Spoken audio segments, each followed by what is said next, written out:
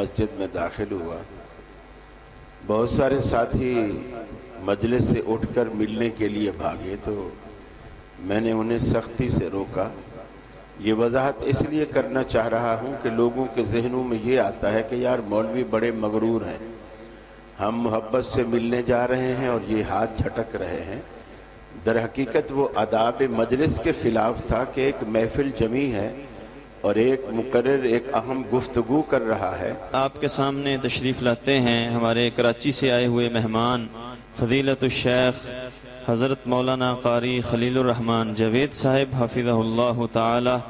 میں ان سے ملتمس ہوں کہ وہ ہمیں پند و نصائح فرمائیں، اور ابھی آپ مدیر الکلیہ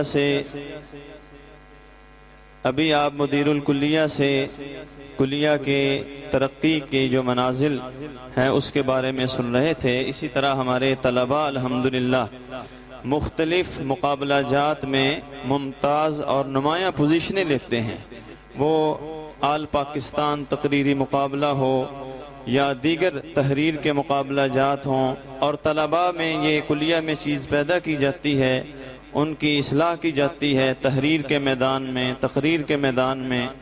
دورہ نحو و صرف میں گزشتہ 3-4 سال سے الحمدللہ ہمارے طلباء پوزیشن لے رہے ہیں، تو طلباء کے اندر مقالہ لکھنے کی صلاحیت بھی پیدا کی جاتی ہے۔ آخری 3 سالوں میں مقالہ جات کا اہتمام ہوتا ہے، تو الحمدللہ یہ سارے پروگرام کلیہ میں جاری ساری ہیں۔ اللہ تعالیٰ اس کو دن دگنی رات چگنی ترقی عطا فرمائے۔ ابھی تشریف لاتے ہیں فضیلت الشیخ قاری خلیل الرحمن جاوید صاحب حفظہ اللہ۔ السلام علیکم ورحمۃ اللہ وبرکاتہ۔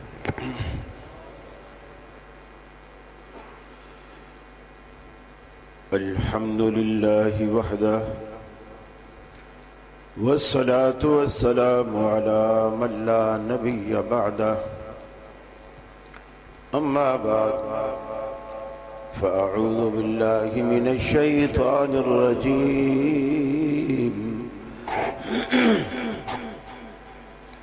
بسم اللہ الرحمن الرحیم۔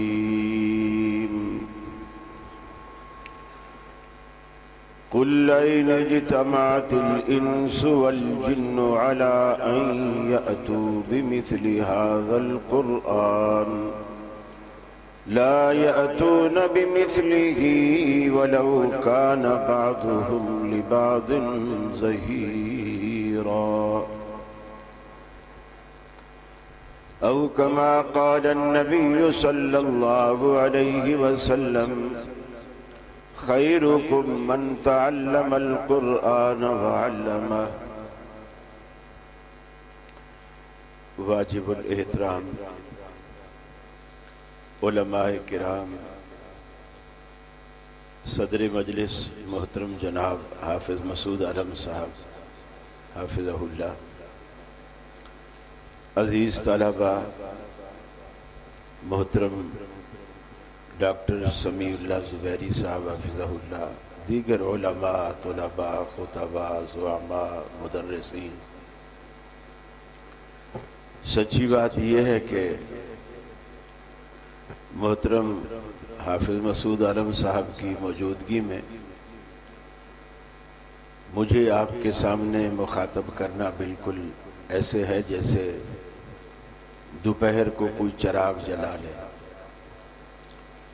ہم تو خود جب حافظ صاحب کراچی تشریف لاتے ہیں فخر محسوس کرتے ہیں کہ ہم آپ کے سامنے شاگردوں اور طلباء کی طرح بیٹھ کر آپ کے وہ پند و نصائح سنیں اور پھر زندگی میں ان کو لائیں اور اس پہ عمل کرنے کی کوشش کریں۔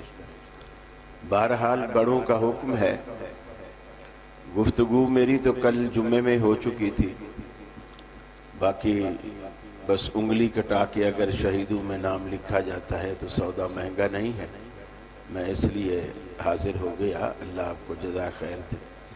اور ایک بات کی میں اور بھی وضاحت کر دوں، زبیری صاحب جب خطاب فرما رہے تھے تو اس وقت میں مسجد میں داخل ہوا، بہت سارے ساتھی مجلس سے اٹھ کر ملنے کے لیے بھاگے تو میں نے انہیں سختی سے روکا۔ یہ وضاحت اس لیے کرنا چاہ رہا ہوں کہ لوگوں کے ذہنوں میں یہ آتا ہے کہ یار مولوی بڑے مغرور ہیں، ہم محبت سے ملنے جا رہے ہیں اور یہ ہاتھ جھٹک رہے ہیں۔ در حقیقت وہ آداب مجلس کے خلاف تھا کہ ایک محفل جمی ہے اور ایک مقرر ایک اہم گفتگو کر رہا ہے، آپ اس سے بالکل توجہ ہٹا کر اور ملنے ملانے میں آپ لگ گئے، تو وہ تو مجلس کے آداب کے بالکل خلاف اور جلسے کو درہم برہم کرنے والی بات تھی۔ اس لیے میں نے ایسا منع کیا، ورنہ الحمدللہ میں مغرور نہیں ہوں، اور اللہ سے یہی دعا ہے کہ اللہ کبھی ہمارے دلوں میں غرور پیدا نہ فرمائے۔ جزاکم اللہ۔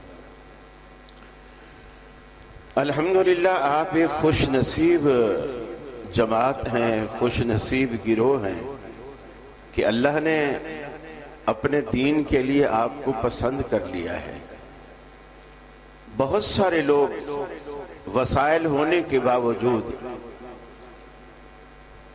اس جماعت میں شامل نہیں ہو پاتے۔ اس کی وجہ یہی ہوتی ہے کہ اللہ رب العالمین انہیں پسند ہی نہیں کرتا، ہدایت ہی نہیں دیتا، توفیق ہی نہیں دیتا۔ آپ کو اللہ نے توفیق دی ہے، آپ خوش نصیب ہیں، اور جتنی بڑی دولت اللہ رب العالمین علم دین کی شکل میں آپ کو دے رہا ہے، یہ دولت دنیا کے کسی طبقے کے پاس نہیں ہے۔ یہ ایک الگ بات ہے کہ کوئی اس کو سمجھے اور کوئی نہ سمجھے۔ جیسے ایک شاگرد جب فارغ ہوا تو استاد نے اس کو بولا، بیٹا اب تیرے پاس دنیا کی بہت بڑی دولت آ گئی، تو کبھی اپنے آپ کو حقیر نہ سمجھنا، غریب نہ سمجھنا۔ وہ ایک دن جا رہا تھا، راستے میں اس کی ایک چپل ٹوٹ گئی۔ اس نے کہا چلو استاد کی ایک بات تھی، میں اس کو آزما بھی لیتا ہوں کہ یہ کتنی بڑی دولت ہے۔ سامنے گیا، موچی بیٹھا تھا، اس کو جا کر کے چپل دی اور اس کو بولا کہ بھائی میں عالم دین ہوں اور تو میری چپل کو ٹانکا لگا دے، میں تجھے 2 مسئلے بتاؤں گا۔ اس نے چپل پھینکی غصے سے اور کہا کہ ٹھیک ہے عالم دین ہے، تیرے مسئلوں سے میرے بچوں کا پیٹ بھرے گا، لے جا چپل کو، مجھے تو 2 مسئلے نہیں 2 روپے چاہیے۔ چپل ہاتھ میں لی اور آگے گیا تو کوئی پکوڑے والا کھڑا تھا، کوئی پکوڑے تل رہا تھا، تھوڑی بھوک بھی لگ گئی، کہا چلو آدھا پاؤ پکوڑے لے لیتا ہوں۔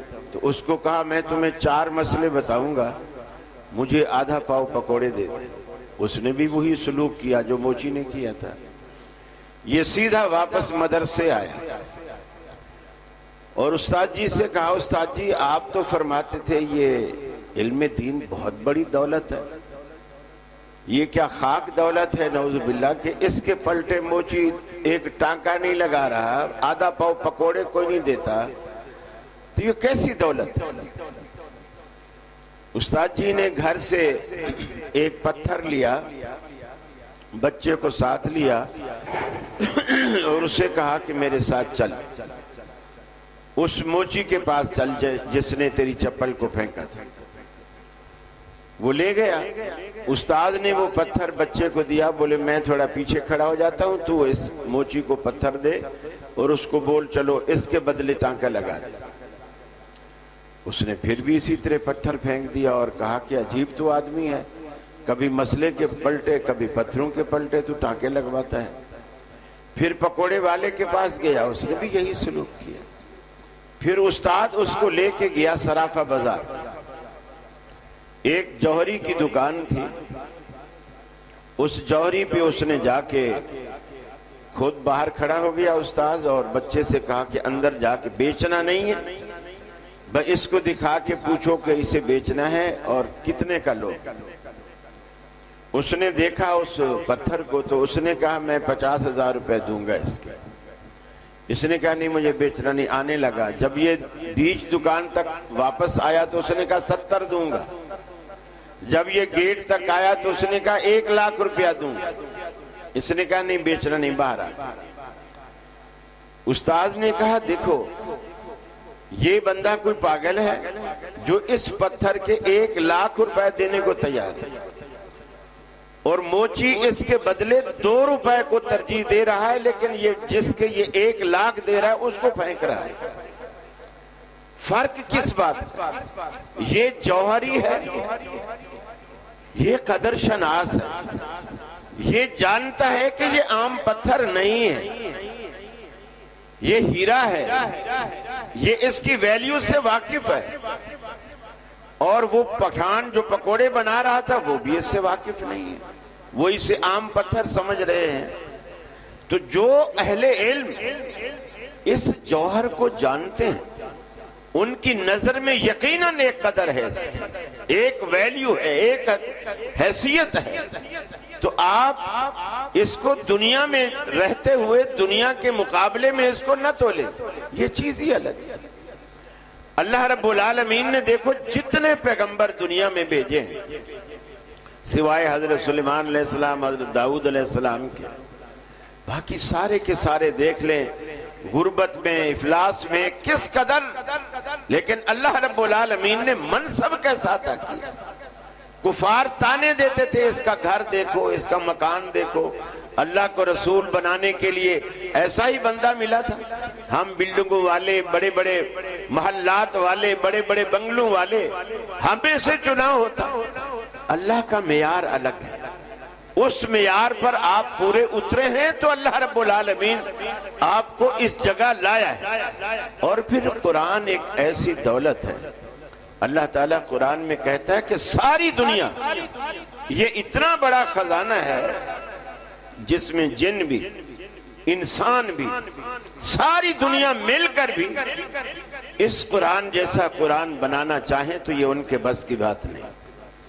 فرمایا قُلْ لَئِنِ اجْتَمَعَتِ الْإِنسُ وَالْجِنُّ عَلَىٰ أَن يَأْتُوا بِمِثْلِ هَذَا الْقُرْآنِ،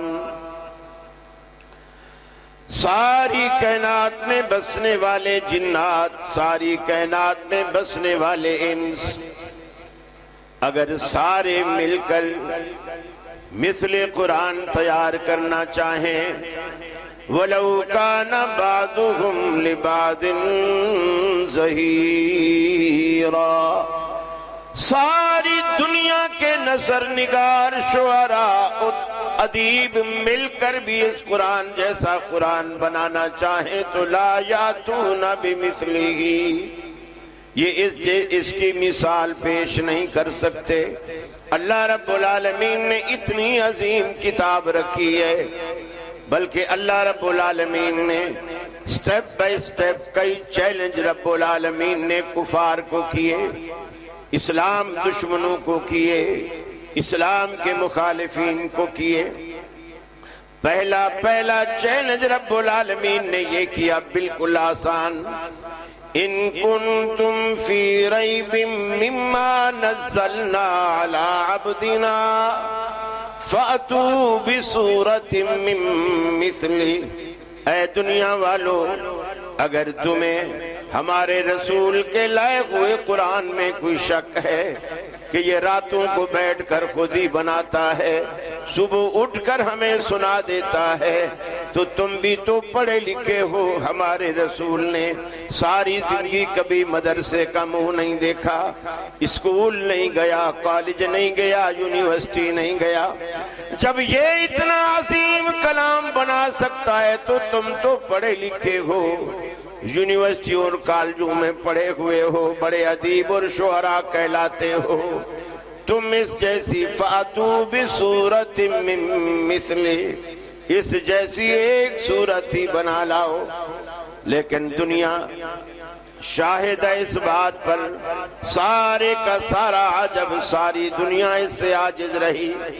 ایک عرصے تک اللہ نے بھی چیلنج کرنے کے بعد انتظار کیا، اللہ رب العالمین نے اس چیلنج میں سٹیپ بائی سٹیپ جو رب العالمین نے کہا تھا، پہلے پورا قرآن، پھر کہا فَاتُوا بِعَشْرِ سُوَرٍ مِّثْلِهِ، اس جیسی 10 صورتیں بنا لاؤ، وہ بھی نہیں لائے، تو پھر اللہ نے آخری یہی کہ تم ایک صورت ہی بنا لاؤ۔ لیکن دنیا جانتی ہے ایک صورت بھی قرآن جیسی، یہ بھی شرط نہیں لگائی کہ بقرہ جیسی، مائدہ جیسی، نساء جیسی، بے شک سورہ کوثر جیسی کوئی صورت بنا لاؤ وہ بھی نہیں لا سکے۔ اللہ رب العالمین کہتا ہے مسلمانوں، جس قرآن مجید کو تم نے آج سطحی مقاصد کے لیے کوئی بازو پہ باندھ لیتا ہے، کوئی گلے میں لٹکا لیتا ہے، کوئی گھول کے پی جاتا ہے، کوئی پلیٹوں میں زعفران سے لکھ لکھ کر پانی ڈال کے پیتا ہے، تم نے یہ سطحی مقاصد کے لیے قرآن مجید کو لیا، قرآن مجید کو اپنایا، حالانکہ یہ اتنی عظیم کتاب ہے۔ فرمایا لو ان قرآنا سجرت بہ الجبال، اگر دنیا میں کوئی ایسا قرآن ہوتا، ایسی کتاب ہوتی جس کتاب کے ذریعے رب العالمین پہاڑوں کو چلاتا، لو ان قرآنا سجرت بہ الجبال او قطعت بہ الارض او کلم بہ الموتى، جس کے ذریعے اللہ پہاڑوں کو چلاتا، زمین کا سینہ چاک کرتا، یا رب العالمین مردوں سے ہم کلام ہوتا، اس کتاب کے ذریعے مردوں کو بلواتا۔ فرمایا یہ صلاحیت اسی کتاب میں موجود تھی، لیکن تم لوگوں نے اس کو صرف جن بھوت بھگانے کے لیے رکھا ہوا ہے، حالانکہ ہم نے تو دلوں کا زنگ اتارنے کے لیے قرآن مجید کو اتارا۔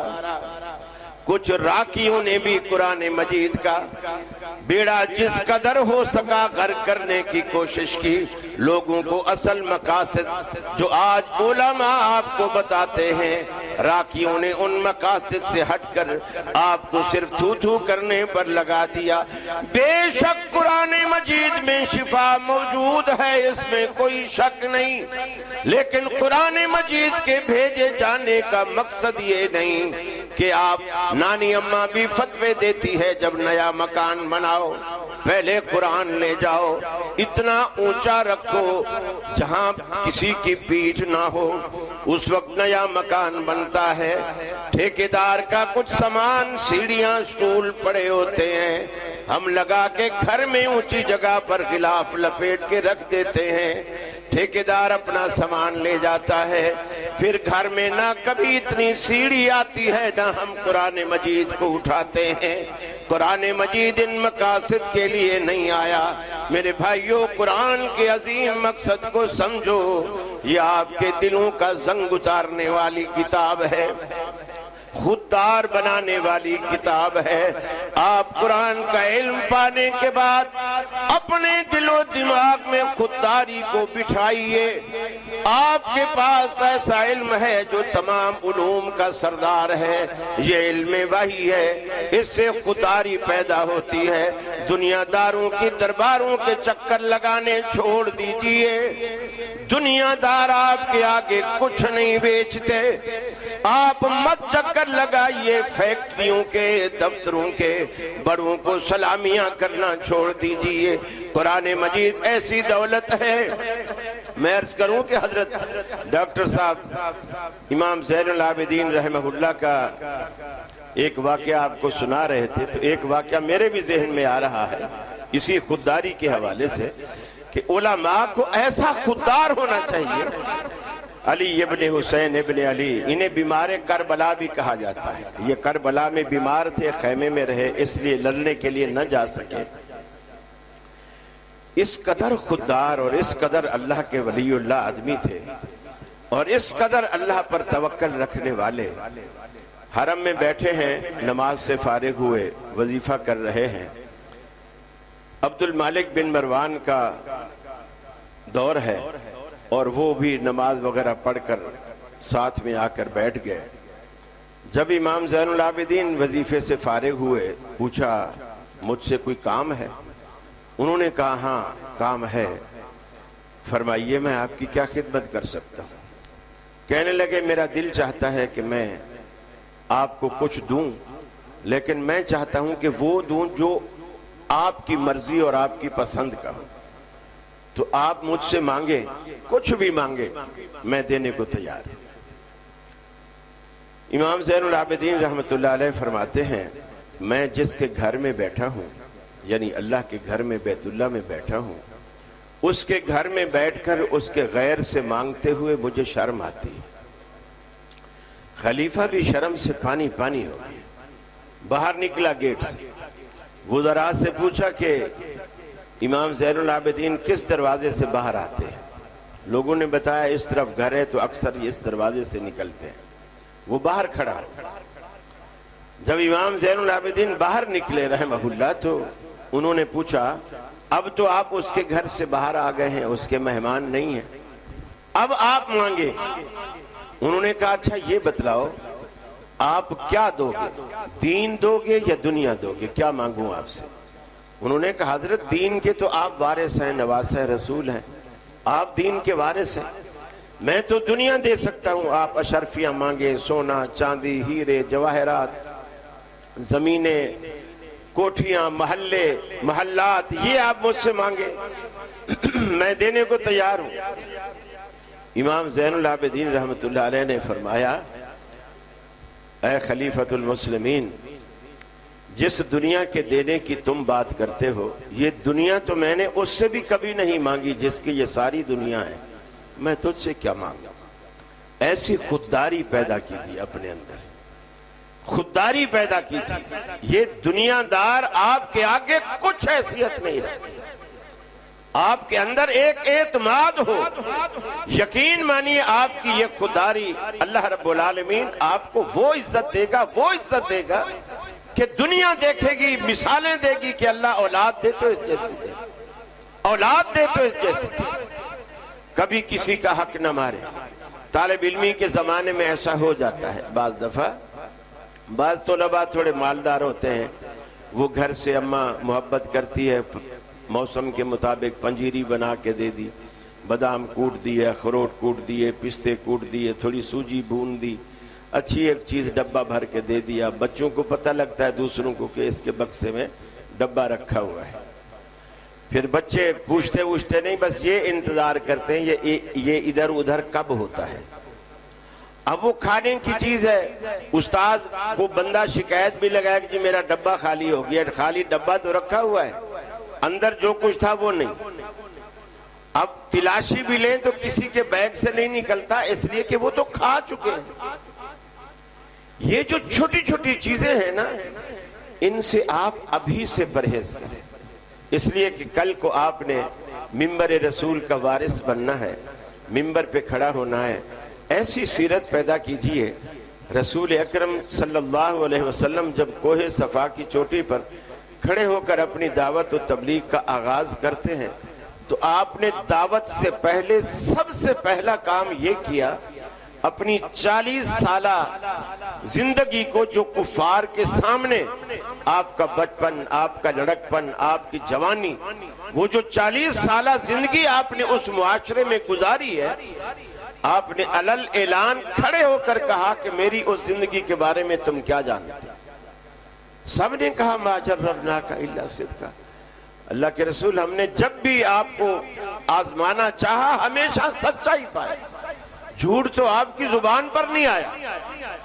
اب آپ کبھی علیحدگی میں بیٹھ کر یہ موازنہ کریں کہ کیا ہم جس معاشرے میں جس محلے میں رہتے ہیں وہاں ہم یہ جملہ کہہ سکتے ہیں کسی کو کہ ہماری زندگی کے بارے میں تو کیا جانتا ہے؟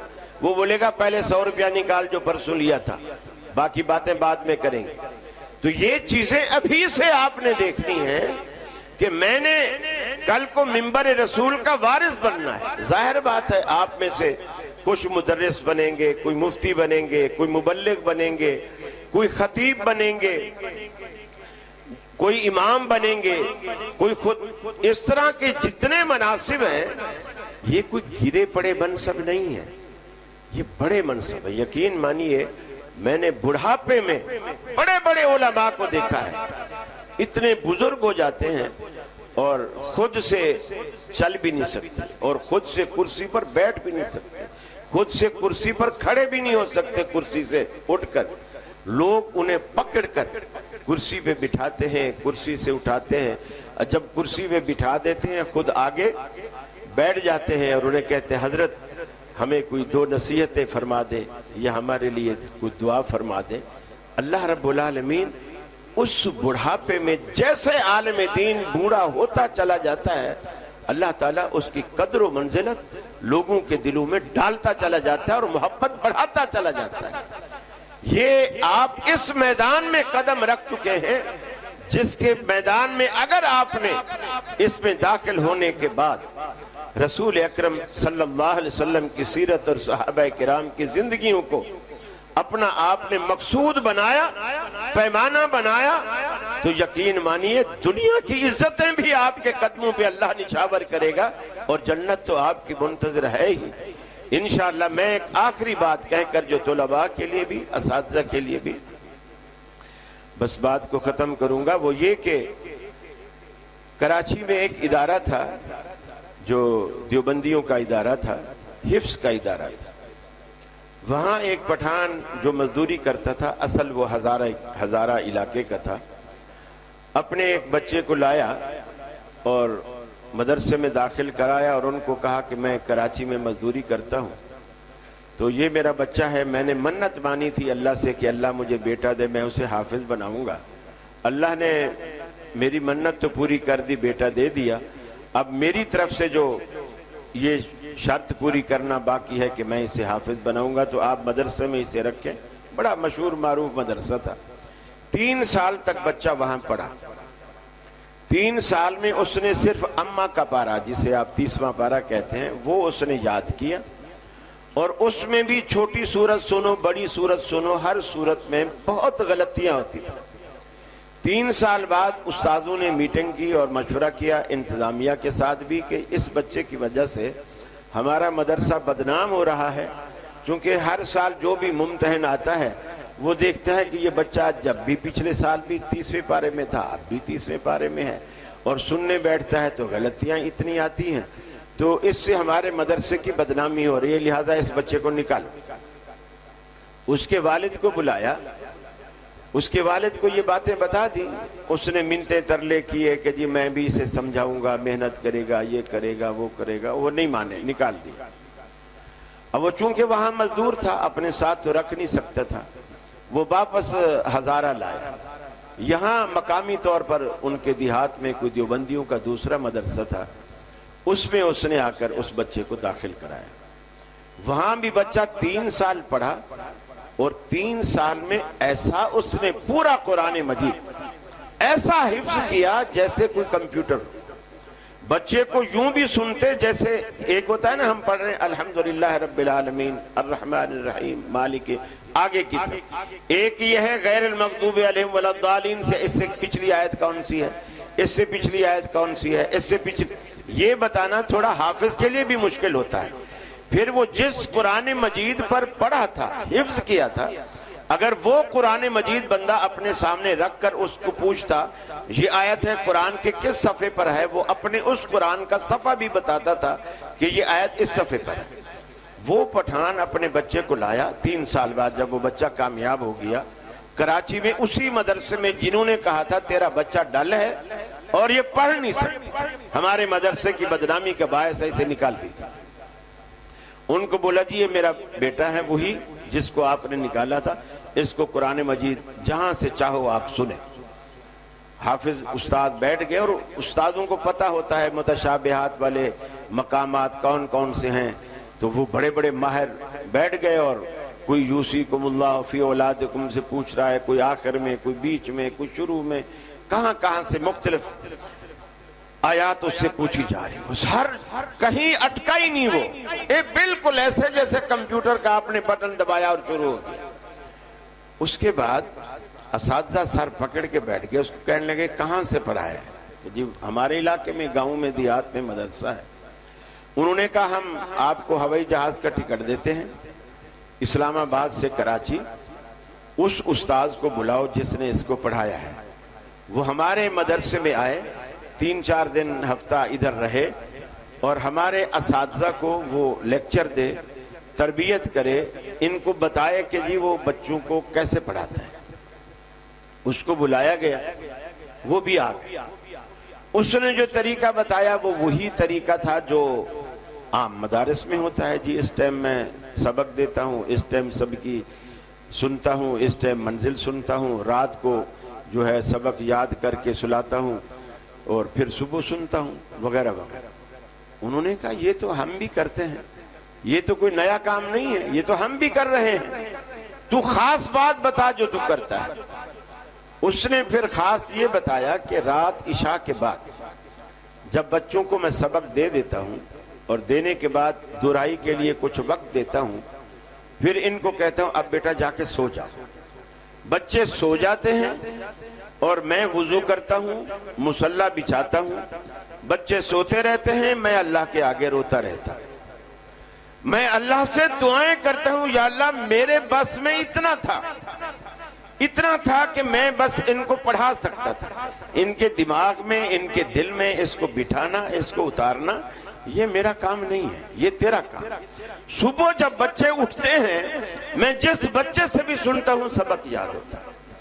تو میری گزارش یہ ہے ساری ذمہ داری بچوں پہ بھی نہ ڈالیں، کچھ استاد بھی اپنی ذمہ داری لیں، اساتذہ اپنے بچوں کو دعاؤں سے نوازیں اور کبھی دعا سے محروم نہ رکھیں۔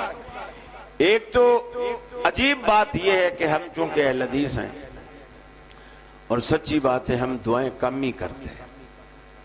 کوئی علیحدگی میں خلوت میں کہیں بیٹھ کے مولویوں سے چھپ کے کوئی مجھ پہ فتویٰ نہ لگا دے، اس سے ڈر کے اگر کوئی کر لے تو الگ بات ہے، ورنہ دعاؤں کے سچی بات ہم اتنے خلاف ہو چکے ہیں۔